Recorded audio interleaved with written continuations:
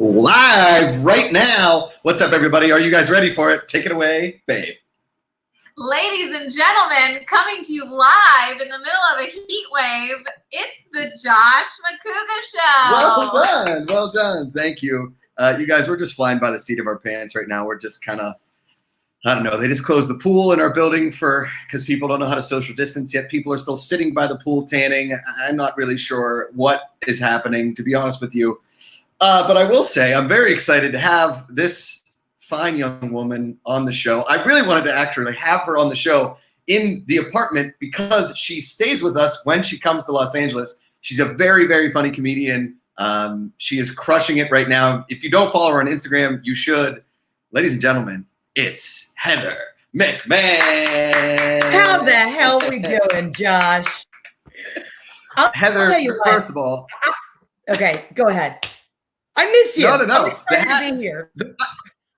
I miss you too. You were a roommate for, a solid, what, 2 months, basically? Yeah. 3 months? Pretty much. I was out there, just getting denied left and right from pilot season. And I was basically forced to watch you do workouts in the living room. And honestly, Josh, I've been really thinking about this. The joke's on fucking me. I was ripping you a new asshole like, oh God, Josh with his home workouts. And now look at us all now, See, Mm-hmm. You came in the one day, you made fun of me for holding 2 weights in one hand at a time because I didn't have weights that were heavy enough. And here, fake workout stuff that, I feel like I created the home gym totally on accident. And then all of a sudden a pandemic forced everybody into the Josh Macuga workout. You literally were a pioneer. I don't know if you're a soothsayer, if you're, a psychic, but you saw this coming and I made fun of you. I stood in your own home, belittled you as a man and was like, wow, is this the kind of Airbnb treatment I'm getting right now? Because I'm going to leave you 1-star rating. And you're like, fuck you, Heather. This is the wave of the future, home workouts. I was like, yeah, okay. I'm going to go to my Pilates class. And little did we know, 3 weeks later, we'd be locked in our houses, locked up raw. There's no other option but to live the Josh Macuga life. I like this comment from Alessandra Bernardini. I use wine bottles as weights. Genius. It'd be very smart. Genius. Yes, I've been doing this Australian lady, just calling Bodies by Rachel. And I found this app and I'm doing her workouts because she's hot. And I'm like, okay, that's like something to aspire to be. Because these like hit workouts. I have, and I'm built like an ox. So I need like the 40 pounds. Like I'm ready to fucking lift heavy. But all I have is 10 pounds. So I've been doing it consistently for like 3 weeks, but because I can't lift any heavier weight, I'm not seeing any results. My body's like, come on, bitch. You lift 10 pounds in your sleep, I'm going to start moving furniture or something. This is a great comment by Kara Folk. I started a yoga video the other morning and just ended up taking a nap on the mat. I've done that every day of my life. Yeah. Yeah. I took a yoga class in college as like my gym class because every semester at Penn State you had to take a gym class, right? I took like squash, racquetball, yoga. Of course. And on the final day of the class, you could do whatever you wanted in the yoga class. I took a 55-minute nap. It was absolutely incredible. That's what's up. The funny thing wait. Yeah. Are you drunk? Are you drunk on the course? Are you testy? No, you know what? I'm not drunk yet. Here's the deal. I'm celebrating a little bit. Josh, as you can see, and as your viewers can see, I have on a very old school golf hat.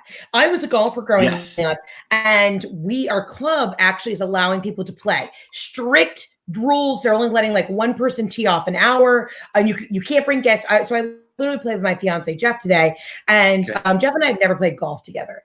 And I just need you to know something. No, never, because he's like one of those dudes who's like, you're going to slow down my game. I'm like, I've got a coach and I got to have my outfits. I fucking haven't picked up a club in 8 years. I whooped dad ass. So I'm celebrating with a quarantini. And these cups were made by a shop in Dallas called Shop Pink. And all I'm going to say is I'm just drinking vodka and water because your girl is feeling frisky. I will say this. I call this quarantainment, right? We're quarantining people at this point. The Novlands have a grapefruit tree in their backyard now.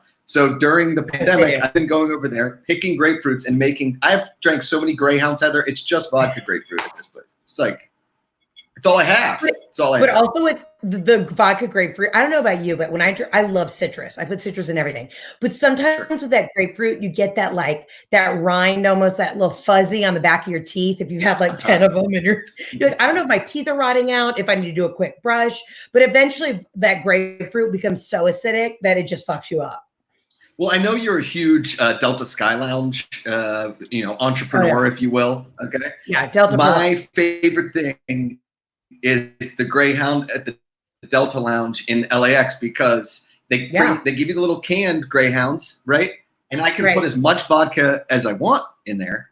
And that's my airport drink. The Greyhound is my airport drink because you can get on a flight and nobody knows you're hammered. When it's whiskey, you just smell like whiskey. Whiskey or gin. Did I lose That's you? a great point. No, gin. Are you there? Are we there? Yeah, I'm here. I got you. Okay. Gin. I don't drink gin. Before I went to college, my dad pulled me aside and had that like adult talk. He was like, Heather, promise me two things. You'll never do cocaine and you'll never drink gin.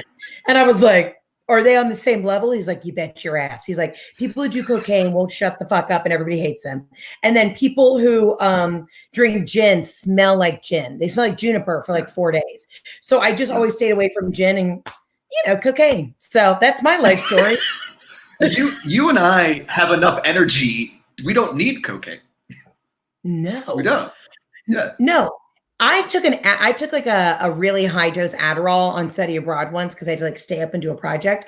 I fell asleep for 8 hours. Like somebody gave it to me. I went into a slumber and then woke up the next morning. Like it didn't even put me down. My roommate was like, "Are you an alien? Like how did that just happen?" Uppers, they don't keep me up. The uppers really don't work on me either. I need my sleep, and I can sleep through just about anything. My study abroad, my study abroad, they ran out of apartments, so they put us in a hotel, which was a terrible idea. Like we destroyed this hotel. And some guy in our floor, like in our program, got prescribed a Xanax, and he got like 700 Xanax. Okay, like. Yes, he did. So we'd be at a bar, and he'd be like, "You guys want a Xanax?" I'm like, "I don't know." And then we were all zombies for like 2.5 months. Now, downers, if you give me half a pill of anything, downers take me down because I'm so high energy that when I get a chance to turn it off and take a nap, I'm like the deepest sleeper you've ever met. So yeah, if you roofie colada me, I'm gonna be the first one taking my top off face down in the parking lot, plain and simple. But give me an 8-ball and I'll take a nap. Does the shirt come off before you fall asleep, or does somebody take it off after? It's usually my own doing. I'm usually like, oh, the roofie's sitting there, and just like take it off myself. That's what's up. I always said if like a girl wanted to roofie me at a bar, like you could just tell me. Like you don't have to. Yeah, I mean, I've roofied myself before and woken up and had Taco Bell on one side of me and Papa John's on the other side. I mean, I did it to myself. I just did it so that I'd black out when I was late night eating, and I wouldn't feel guilty. I'm like, oh, somebody put something in my drink. I didn't mean to order $7,500 worth of late night meals, Yes, I'm with you. I've woken up with my hand in Cheez-It boxes. I mean, I've done it a There was a couple dark times in college where I just put on weight. Yeah. Oh, yeah. I went to school in Mississippi. I ate fried catfish. I'll never forget when I graduated, I took off like 15 pounds and I realized it was just because I wasn't drinking giant gallons of sweet tea. Like if you just switched to regular tea, I'm like, no wonder I was on the verge of type 2 diabetes because I was drinking 6,000 milligrams of sugar every day. Josh, I have a question because I've been, talking with a lot of my other comedian friends, and have you had some like self-reflective moments during this quarantine where you've learned something about yourself where you're like, oh my God? Because I've gone straight to just vodka water. Like I've realized I don't need the fluff anymore. I don't need to mess around. I just need to get to the good. Have you learned anything or noticed anything about yourself? So I feel like I've realized a few things. One, I am way more annoying to my wife than I thought I was, for sure. Like I am Yeah. I am trying so hard, Heather. I'm trying to be the best husband possible. But I think when you're stuck with somebody in tight quarters like we are, and I know there's a lot of people out there that are in tighter quarters and there's people that are way worse. But I know for a fact that when I wake up in the morning, my wife used to smile at me. My lovely wife, Amanda, who was friends with you well before we were friends, right? Yeah. She used to have this lovely smile on her face. And now it's just like, ugh, it's him again. Like that's where we are. I feel you. I go in waves with that. And I'm at my mom's house in Atlanta. So Jeff and I we got out of New York, thank God, before it really got crazy, got down here. So it's like, I'm having that also. Like I'm in my mom's house. So every day I come down the stairs and I get yelled at for something. Like I'm 13 years old again. I was like, Mom, I'm 33. If we're going to cohabitate, you can't treat me like I'm a child and I forgot to take out the garbage. And then Jeff the other night, he's doing this. I didn't realize how OCD he is. He was doing this like weird, his toothbrushing ritual, and he has a tongue scraper, and he was like gagging himself for about 3 minutes to the point where I was like, you've got it. Either rinse and get out of there. But like, I can't listen to you like anymore with the tongue scraper. You're fine. Your breath is fine. It's like his little like quirks that are just driving me up. Ticks.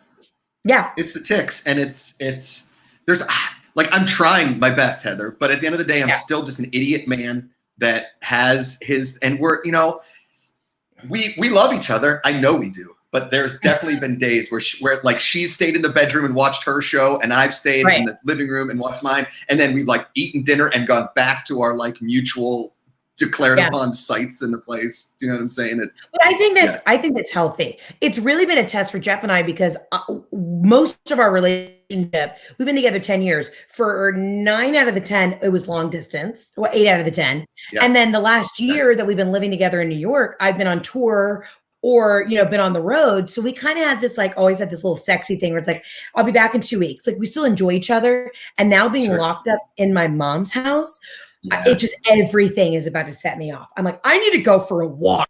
Get out of my hair. I just walk out to the street and swing a golf club by myself, just swinging it. Some woman walked by. She's like, I like your course. I was like, shut the oh, I'm sorry. I didn't mean to yell at you. I'm really, really sorry. I've noticed my like gut chain reaction to a lot of things is just I'm very short tempered, and I know this is a time where we all need to be patient because there's so much unknown. But my little like the people that I love the most, I'm just really digging in those claws. Like so you were living with my wife. I was away from Amanda for about 4 months straight, right? And then we wrapped our show the day they locked down New York. Like they locked down New York 2 or 3 days later, and I was out of there. Like, thank goodness, right? Yeah. Now we haven't been apart. I prefer that 4-month absence as compared to this literally on top. Like, what do you want to do? You want to do something? I will also say the other thing I've learned about myself is that I thought I liked puzzles, but I realized I hate puzzles. Honestly, I thought I loved Sudoku. I was like, I'm going to pick up, because I can't look at my phone anymore. I was like, I'm going to pick up a brain teaser. I need a Mensa moment. I need something to challenge myself. I got so fucking pissed off at the beginner level of Sudoku. The other night, I literally, with like my man hands, ripped the book apart. And Jeff was like, you good? And I was like, no, Jeff, Sudoku's hard. I don't know why I thought the beginner level, I was going to crush it. Like I had a nervous breakdown over Sudoku. I hear you. I feel I'll give you that. And if somebody keeps telling me, oh, you should be in quarantine, you should be doing this, I don't want anybody telling me what I should or shouldn't do. I think everybody is taking this and however which way they want to take it. Like, I know I should be more creative. I should be doing some writing. I should be working on something. I just don't have any motivation because I feel so shut in. Well, and I hear you on that. I'm supposed to be working on like this writing project and my agents are at my ass. I go, guys, I haven't been out into the world to see or observe anything. I have nothing to give, and I feel like as an entertainer, and I'm sure you feel this, we're in this weird situation, and listen, glass half full, but people expect you to really like bring it right now, right? Because that's what we do is we entertain. But there are moments where I'm like, I just want to take my pants off, sit on the back porch, drink a margarita, and let the dog lick my toes. Like I can't, I'm done. My brain it's not firing, there's nothing going on up here. I'm with you. I think if I were to have some sort of motivation in life, like I could actually go to a bar or see people, I would be more motivated to be creative. Because I think being around people, you and I are people. When we're around people, we become more creative. We're just stuck in this. I'm a storyteller. I like to be around people to create a story in which to tell. I can't tell the same story again and again of me beating Amanda in Bananagrams. Okay, like I judge. And I feel like there's this just like really unnecessary pressure on everyone to like accomplish it. It's like you got to start a fitness program and you got to come out with this time to write a book and refinance your mortgage and redo your house and all this. It's like, no, if I want to catch up on the Real Housewives of Potomac from the beginning, let me live my life. If you want to watch a show that is absolutely your show in quarantine right now, Heather, you have to watch Outer Banks. Outer Banks is the OC meets Goonies meets a real Heather. It's so good, but so bad. Okay. And I grew up like the Outer Banks isn't too far from where I grew up in Atlanta. And so I know, like I saw the trailer for it. I was like, oh, I know this kid. He's like rich North Carolina mixed with like the real like towny people. Like I'm so into this. Okay. I'm going to watch it. I'm going to tune in. The only thing is, and in these shows, and we've talked about it because every time they do a show in Pittsburgh, they never get the accent right. Every time they do a movie, they never get the accent right. There was nobody in the show that had an accent. They all sounded like they were from Southern California. It was very upsetting. A couple people have to have Southern accents. Yeah. Yeah, because Outer Banks is Southern. You know what I mean? It's like going to Charleston. Like that shit's Southern. Yes. But see, this is why, Josh, as somebody who's from the South, I get crazy whenever I see Southerners represented in Hollywood because they either do two extremes. It's either Joe Dirt or then everybody's from the OC. It's like, that's not how it works, you know? No. And it's like when the Afflecks or the Matt Damons do the Boston accent, it goes from like I'm from Boston, or it's like, oh, the dude's wicked smart. Like it's wicked. Let's meet in the middle here. So I've never been more jealous of you right now because you just got that French Bulldog puppy, and he is owning Instagram right now.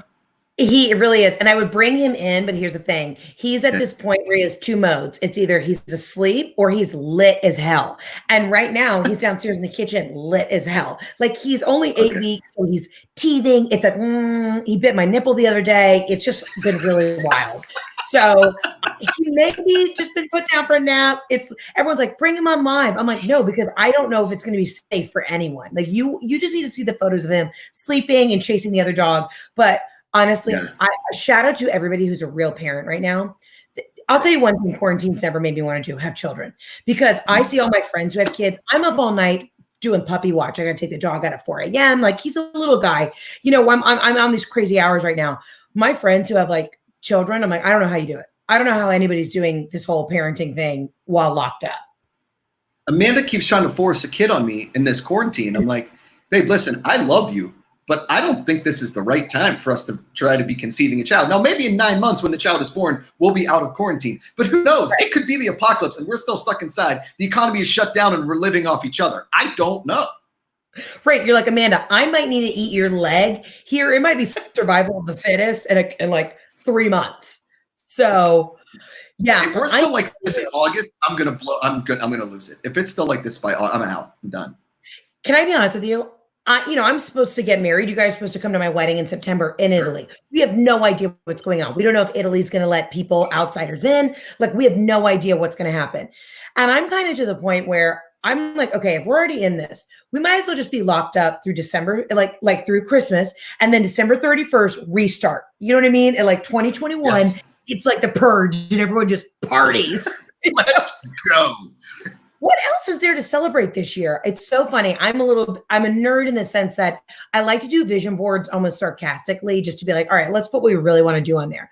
And I was going through my last 2 vision boards. I'm like, oh my God, so much of this stuff has like come true. And then I looked at the one for this year and I was like, literally, I'm just going to set it on fire because the whole year is just a wash, you know? Like, what have we done? Yeah. It's a total wash. You're 100%.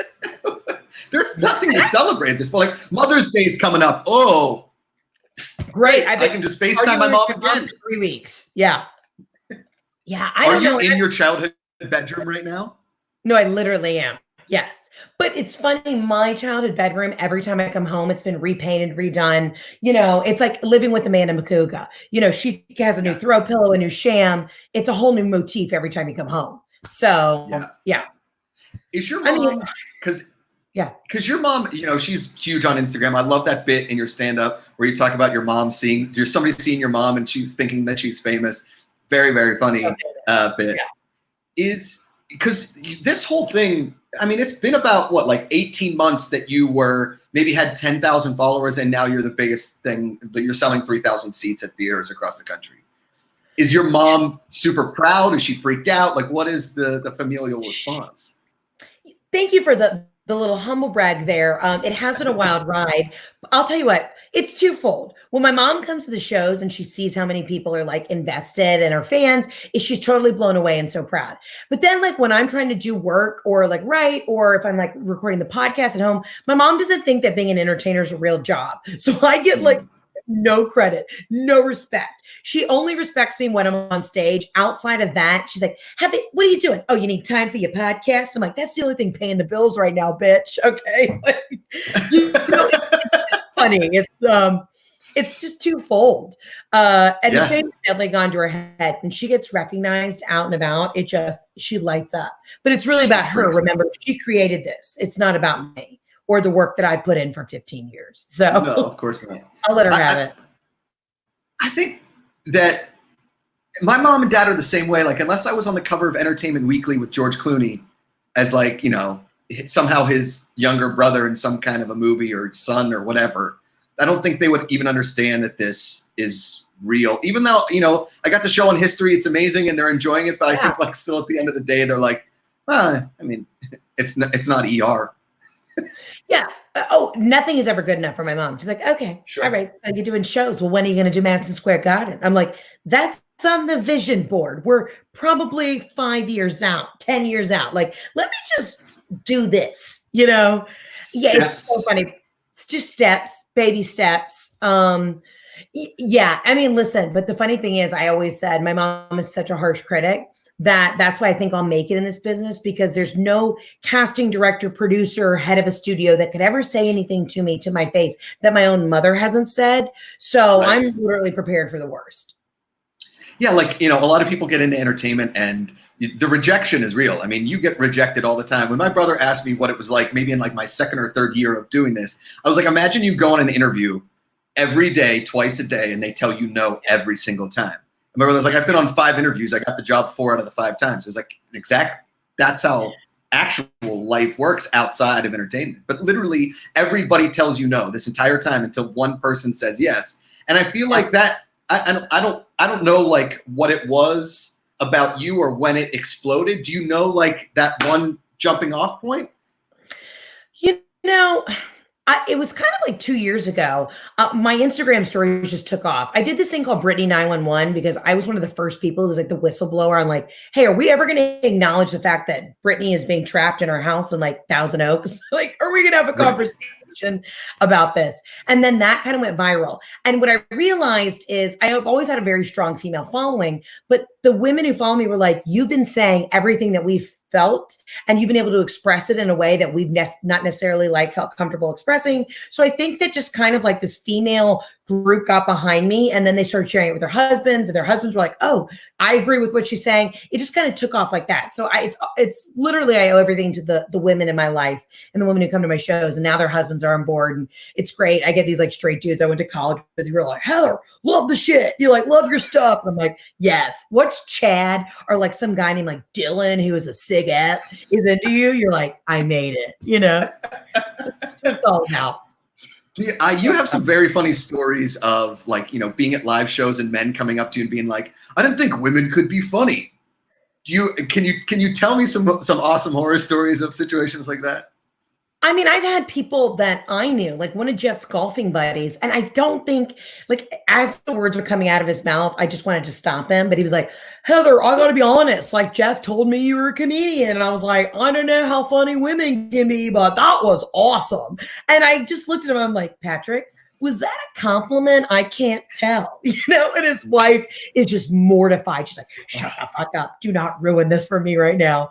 And, it's a lot of that. Or it's like guys I went to college with who were like, man, you always talked about doing comedy and you're always funny at parties, but you made a career out of it. And you're like, yes, I set a goal and I followed through. Just because you went to medical school doesn't make what I do any different. Yeah. No, it's been a wild ride. I will also say this. I've enjoyed watching it because, weirdly enough, when I was doing this show in my apartment, 3 or 4 years ago, and you came to stay with us, and I just shot an episode, and you were like, I'm doing this because I think you had just moved back to Atlanta maybe at that point, because maybe your dad had just passed away. And we were talking about, I was like, well, the next time you come on, I want to have you on the show. And it's just taken a pandemic to make this happen. But in that time, it was like this meteoric rise that was, listen, 99.99% of people that get into Hollywood, this doesn't happen.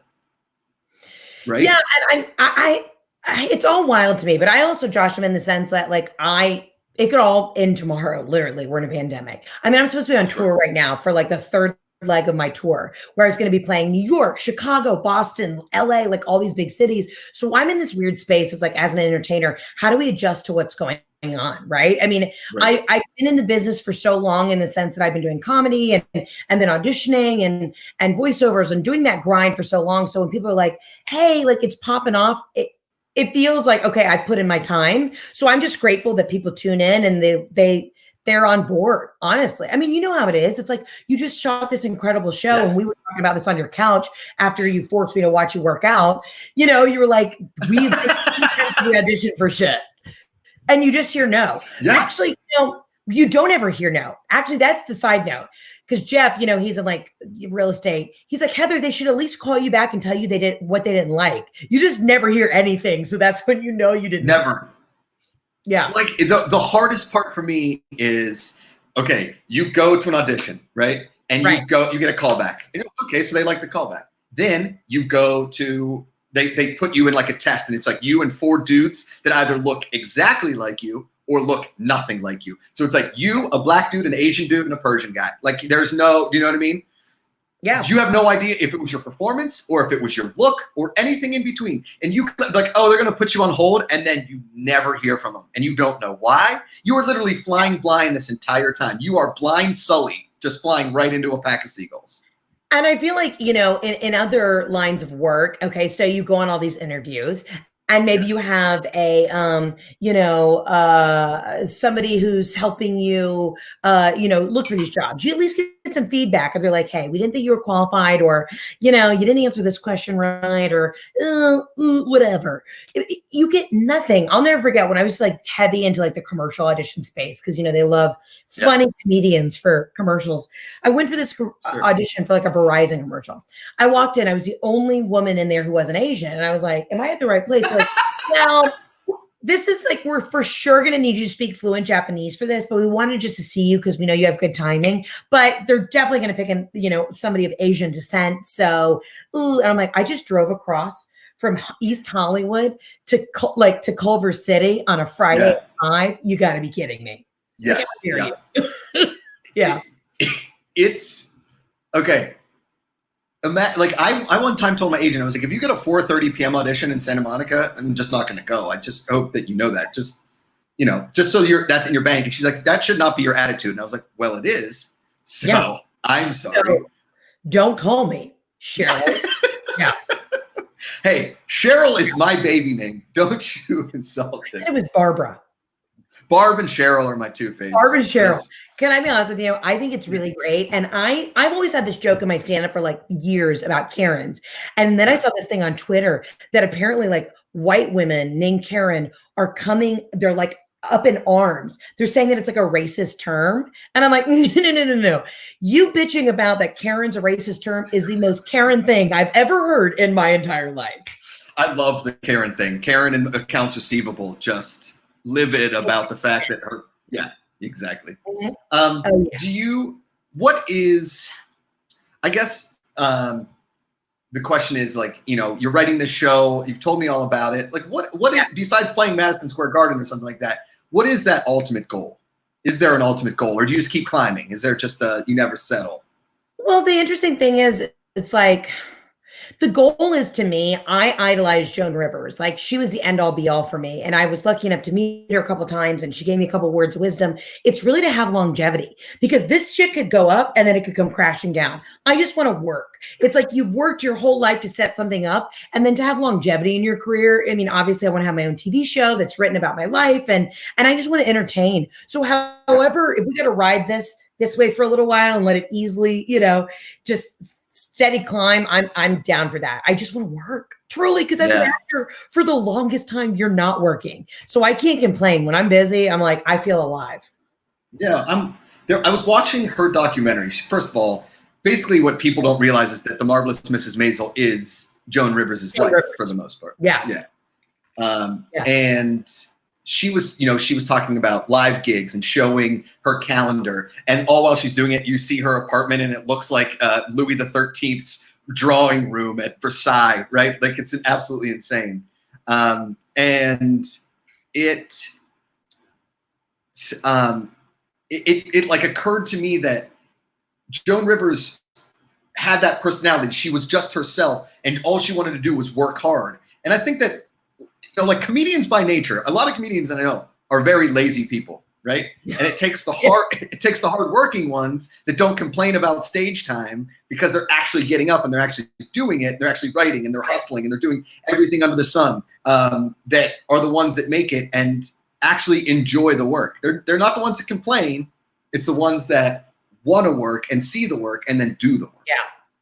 I mean, listen, you have to find the balance though too, right? Like, when I was touring, I bit off more than I could chew on the first leg. I was like, great, let's do like 2 shows in a night and then get on a 6 a.m. flight the next day and have to fly across country. And then I had to find some sort of balance. But Joan was great. She was like, you just have to have chutzpah in everything that you do. And she said, and just keep going. But she was working up until literally the moment she passed, and she would pop into shows all the time. And I think it's just, that's keeping us fresh. And that's why it's refreshing, like popping into the show, because when you're a comedian and you're an entertainer, you really itch. You're like, I gotta sit around with other funny people and talk some shit, And like, all I can do is make fun of my mom and my fiance so many times. And they're getting to the point where, like, you're mean. You need to sit back. You're mean, and we don't like you anymore. Like, I'm gonna call Josh.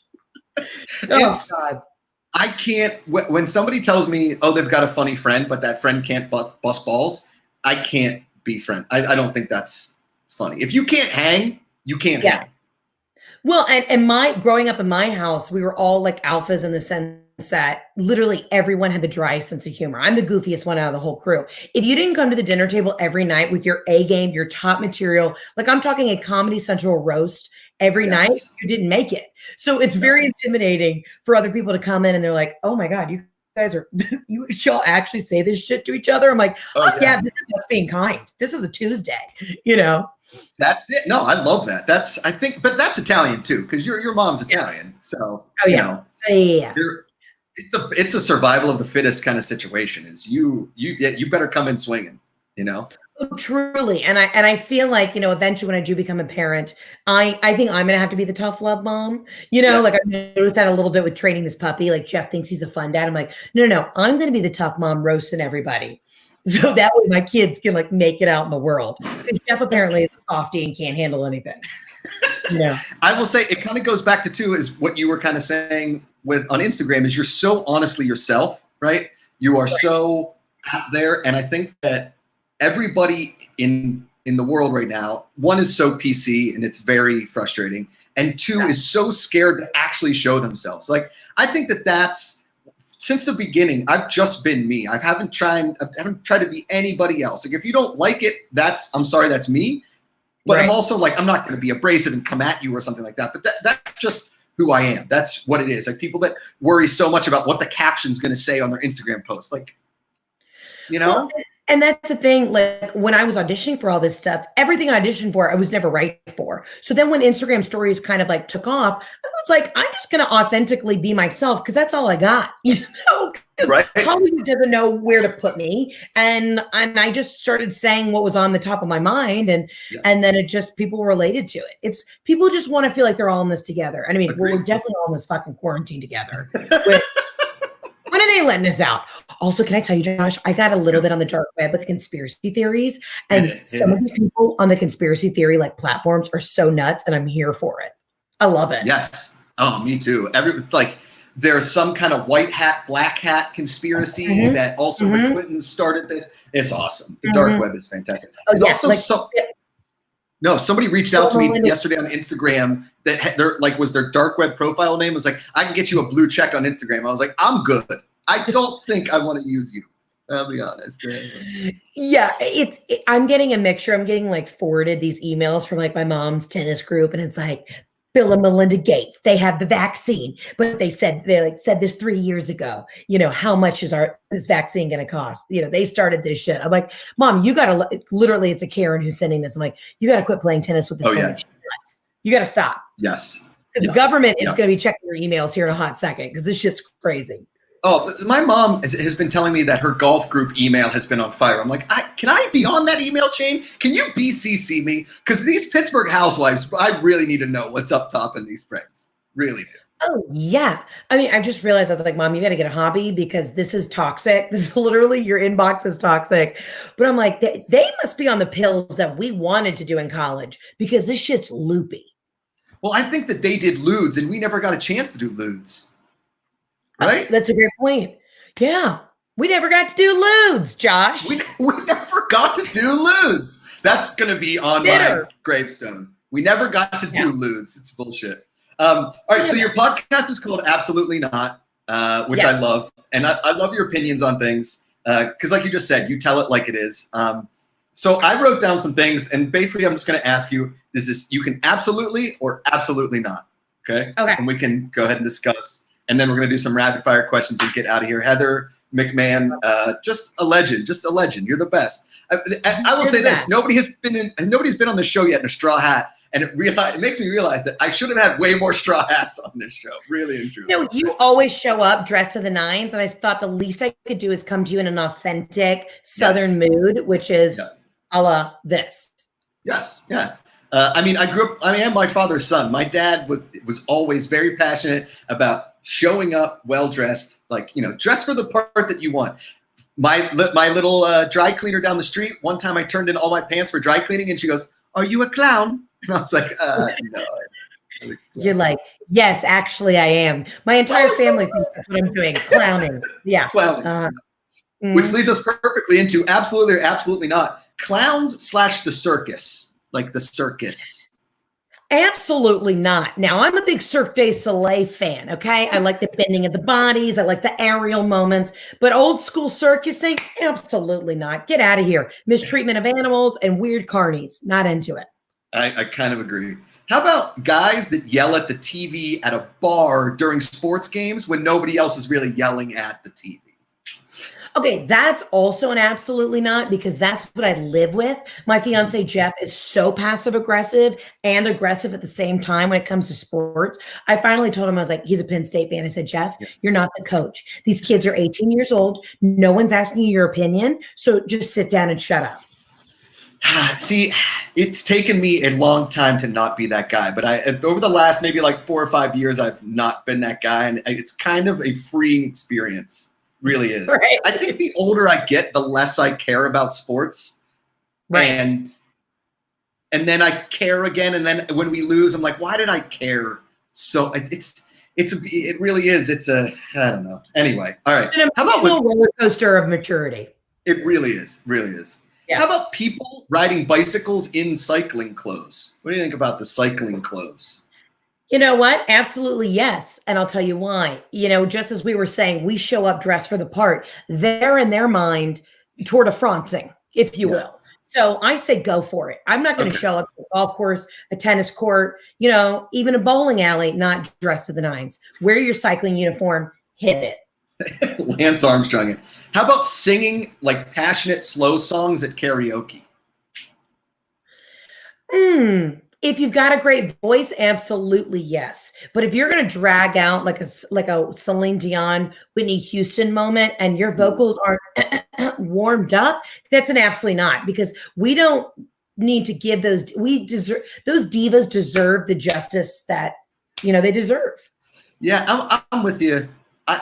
my karaoke performance, I'm not like a singer, but I do a lot of kicks, a lot of like jumps, and like it's more of a performance art as per se the actual singing. It's more like white guy rapping anyway. So I respect that though, but you wouldn't just come out with a, Annie Lennox ballad if you weren't ready for it.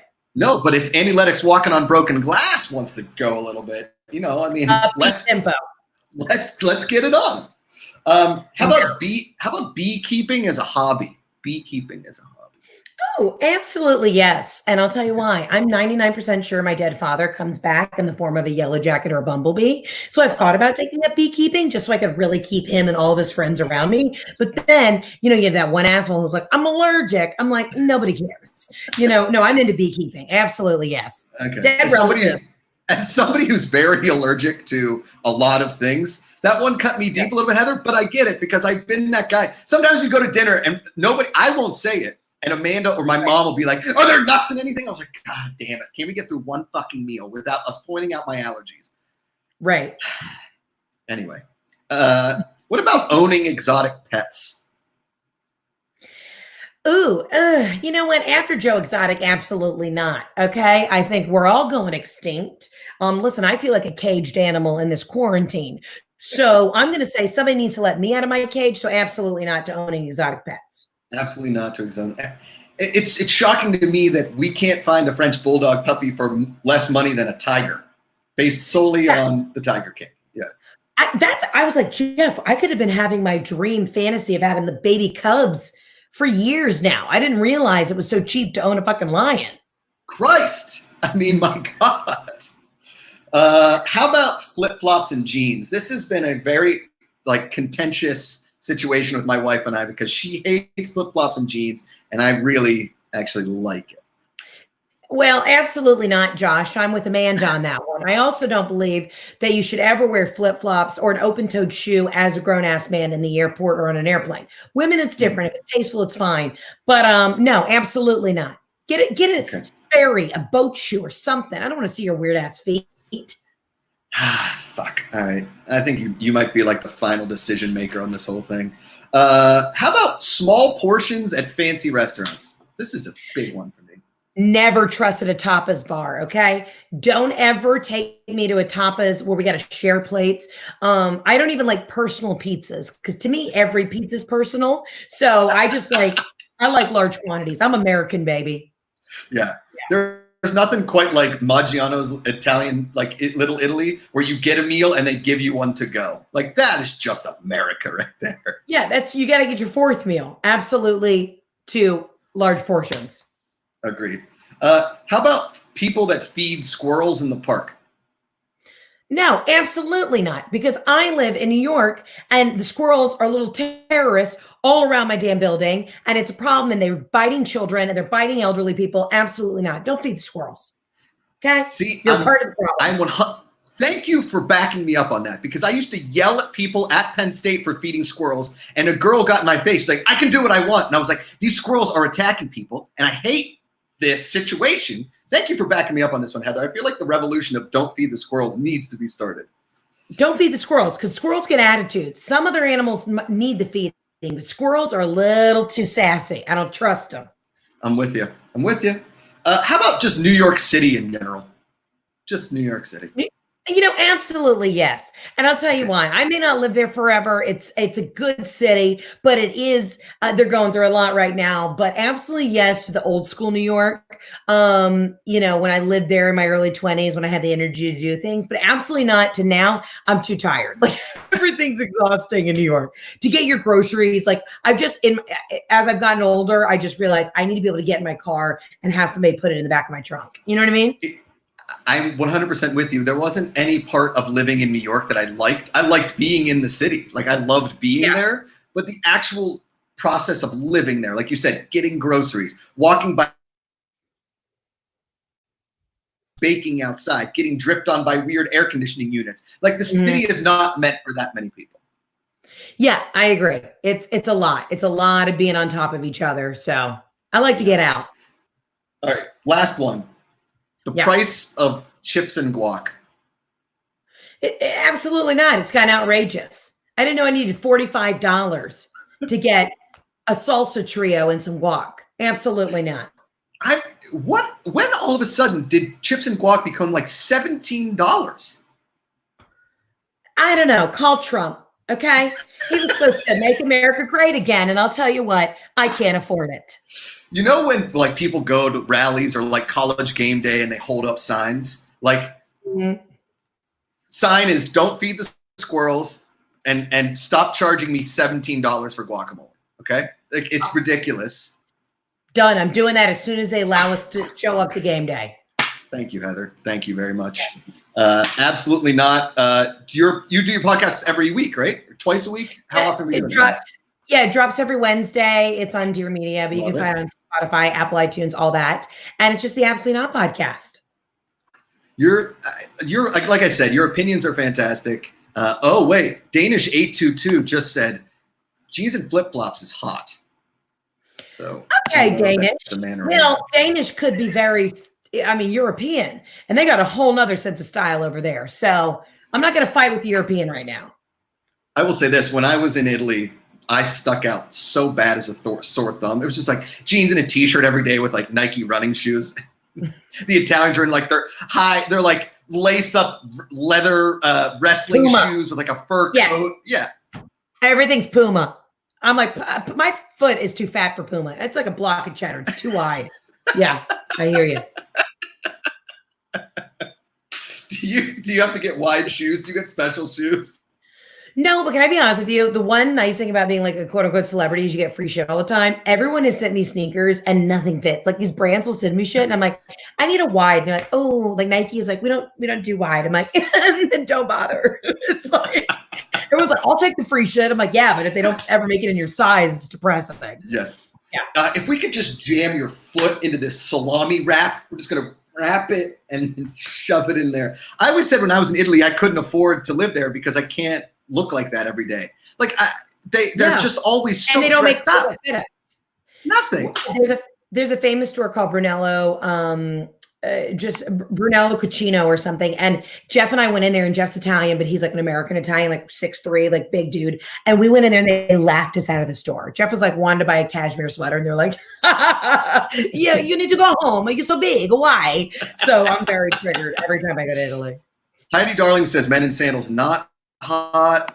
Melanie Grace says, I take personal issue with men in flip-flops to be good, so I'm biased. Absolutely not. I mean, listen, I feel like 99.99% of women are going to say no jeans and flip-flops. I'm trying to be a better man here, Heather. That's what I said at the beginning of the show. I'm trying to be better. Listen, and that's all we can ask out of men these days, for y'all to try to be better. But in the meantime, put on a closed-toed shoe. Thank you. Okay, before we do rapid fire questions, last question I want to know is, do you have like a favorite story from a live show thus far? Like a fan interaction or like a favorite crowd? I know you hate Baltimore just the same as I do, so.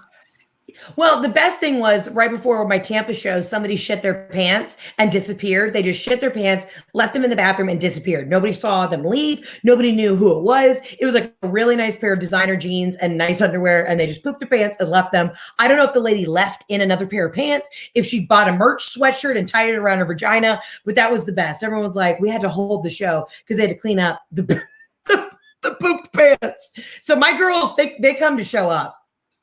Pants and underwear gone. Yeah, left it gone.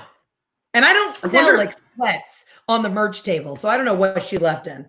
This has got to be like a situation where they've shit their pants before at a comedy show and maybe brought backup pants, or perhaps IBS, or perhaps they literally just ran out bottomless to like they had to call their friend Ocean's 11 style. I was like, bring up the car, I'm naked from the waist down. Yeah. Honestly, we don't know what happened, and security had to like get involved because the line at the bathroom was so long. And I was like, you know what? She just got so excited to see me. You know, she couldn't hold it in. This one, Langley Neely, he's a big schmoes guy, awesome dude. Anyone else think Heather's the spitting image of Sarah Paulson? I like that. Can I tell you? I get that all the time. People either are really on board with it or they're like, no. I either get Sarah Paulson or Anna Nicole Smith, and I'll take either. Well, Sarah Paulson, very respected actress. Anna Nicole, very respected crazy drug addict. Exactly. You know, if you know somebody wants, you're on Playboy. That's what's up. Adding that to the vision board. Love it. Final one from Betsy Bubbles here. She says, just the sight of toes make me sick. Doesn't matter who the toes belong to. Absolutely not. And that's on God, period. You know what? She's right. Listen, I one time dated a girl, and this was like, again, it was way before Amanda. Heather, this girl was so attractive, but she had no thumb toes or toe thumbs. You know what I mean? Oh, yeah. Yeah, with the weird, like, short, fat, nubby thing. Yeah. Her thumbs look like lollipops, right? Couldn't get that out of my head. And to this day, I have like nightmares of the thumb toes or toe thumbs. Why do I keep saying thumb toes? That's and weird. toes don't even really gross me out. It's just something about that. I know Jeff half the time doesn't keep up necessarily with his clipping, so he'll come out with talons, and I'm like, that's unacceptable, Jeff. Like, how have you lived with yourself? So it could be used as a weapon. Really and truly, it's about safety. And if you're hitting the streets with your talons, it's not. You can cut somebody in a bar. I'm just saying. I'm with you. And listen, I'm comfortable enough in my heterosexuality that one of the best things I've ever done in my life is get a pedicure. Like it is so nice. I mean, what they do to your feet in that place is just fantastic. Special thanks to Justin Stockholm. Love eating history. Keep safe and keep up the greatness, Josh. I appreciate that. Very nice. Okay. You ready for some rapid fire questions, Heather? Let's do it. We're gonna put 3 minutes on the clock. Let me get the phone stopwatch. Do you still wear a watch? Does anybody still wear watches? Yeah. No. Okay. My arms are too hairy for watches. The hair gets caught in the watch. I sweat. It'll just start sweating and it gets weird. And then I got to do this all day. And then people are like, that's inappropriate. So yeah, I feel you. Heather, when we're done, I'm going to stand up and show you just how sweaty I am during the show. If you couldn't tell by my face. I am too. I'm sweating through everything. Why? Are you ready? In 3, 2.